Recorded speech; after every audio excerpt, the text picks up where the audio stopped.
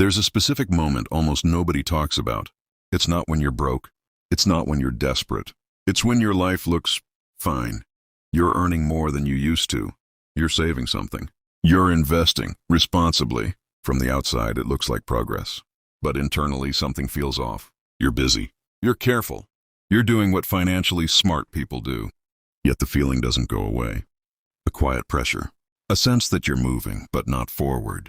Not falling behind. Just not getting ahead. Most people assume this is normal adulthood. It's not. It's the early signal of something much deeper. An invisible financial ceiling that forms long before people realize it exists. And here's the uncomfortable truth. This ceiling doesn't come from bad decisions. It comes from normal ones.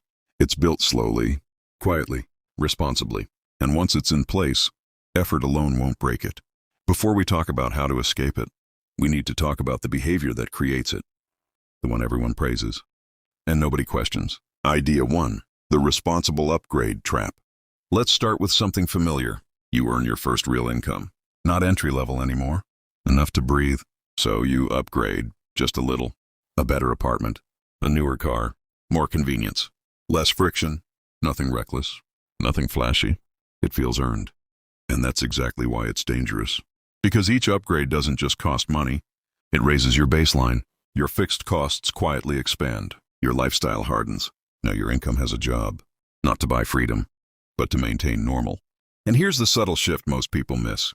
Once your lifestyle is calibrated to your income, every future dollar loses leverage. Raises feel smaller. Bonuses disappear faster.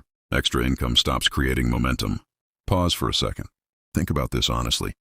If your income stayed exactly the same for the next 3 years, would your life still improve, or would it simply maintain? That question exposes the ceiling. Most people never ask it, because the answer feels uncomfortable. We're taught that earning more is winning, but wealth doesn't come from income growth alone. It comes from decoupling lifestyle from income. And when that decoupling never happens, the ceiling starts forming, quietly, which leads to the next assumption that keeps people stuck under it. Idea 2, why I'm investing isn't the same as I'm building wealth. This part trips up a lot of smart people, because on paper they're doing everything right. They invest every month. They don't gamble. They think long-term. So when progress feels slow, they blame themselves. I should earn more. I started too late. I'm behind. But the issue often isn't the investment behavior. It's the structure around it. Here's the uncomfortable reality.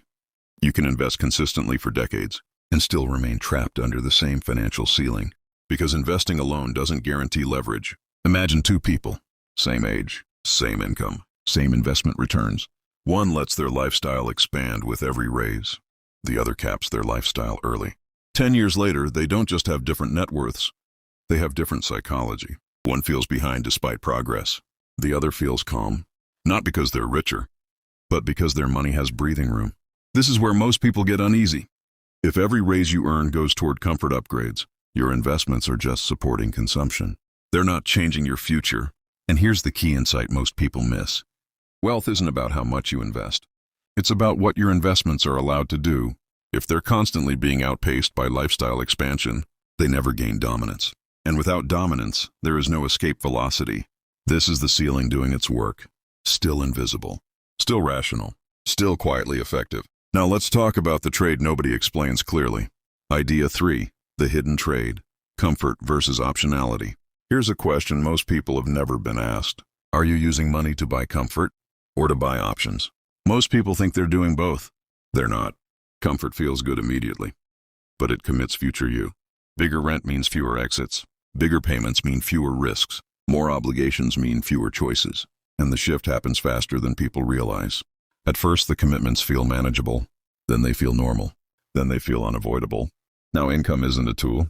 It's a requirement. And once your life requires your income, risk stops being exciting. It becomes terrifying. You can't take the interesting job. You can't weather a downturn. You can't say no. Not because you're weak, but because your structure removed flexibility. This is where the ceiling turns into a cage. And it explains something that confuses a lot of people. Why high earners often feel more trapped than low earners. More income, more commitments, same lack of control. Pause again. If an unexpected opportunity showed up tomorrow, a job, a business idea, a location change, could you realistically take it? Or would your lifestyle quietly say, Not now. That answer tells you more about your wealth than your portfolio balance. And now we reach the point where things get personal. Idea 4, the discomfort mirror. You might be funding your own ceiling. Here's the line most people don't want to hear. The wealth ceiling isn't enforced by society. It's self-funded, not intentionally, not recklessly, but consistently. Every time comfort is chosen over optionality, every time lifestyle expands before freedom is secured. Most people don't overspend wildly. They overspend slightly for years. And the effect compounds. Your money stays busy. Your investments stay secondary. Your future remains fragile. And fragility is expensive. Because fragile lives require constant income. Constant income requires constant effort. Constant effort leaves no room for leverage. This is why people feel exhausted despite doing well. They're sprinting on a treadmill they paid for. And here's the sharp truth. If your life breaks when income pauses, you're not wealthy, no matter how high the number looks. That realization stings. Good, because discomfort is awareness waking up. Now let's talk about what actually breaks the ceiling. Without hype, deprivation, or financial heroics. The reframe. Wealth is about early independence, not late luxury. Most people think wealth is something you reach. It's not. It's something you stop needing.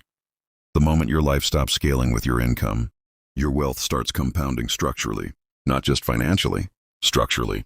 Because now raises don't disappear, they stack. Now investments aren't fragile, they dominate. Now time stops being scarce because your future isn't brittle. This doesn't require extreme frugality. It requires intentional limits, a self-imposed ceiling on lifestyle, so your wealth doesn't have one. This is where things flip. Progress feels faster, not because numbers explode, but because pressure disappears. You stop asking, "Am I behind?" and start asking, "What problem do I want my money to quietly solve next?" That's control. That's calm. That's real wealth. And here's the irony. This approach doesn't make life smaller. It makes it lighter, because optionality compounds faster than income ever will. Why this matters early and why most people miss it. The earlier you remove the ceiling, the less effort wealth requires later. Most people wait.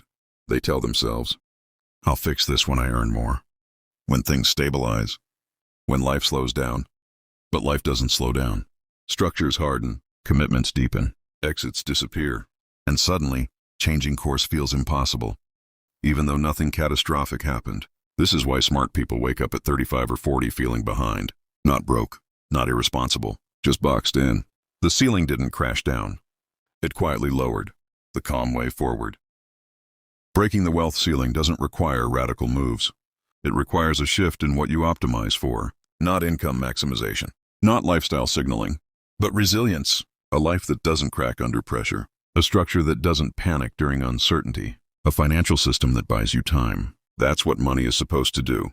And once you understand this, something subtle changes. You stop chasing growth for its own sake. You stop inflating costs reflexively. You stop measuring success by appearances.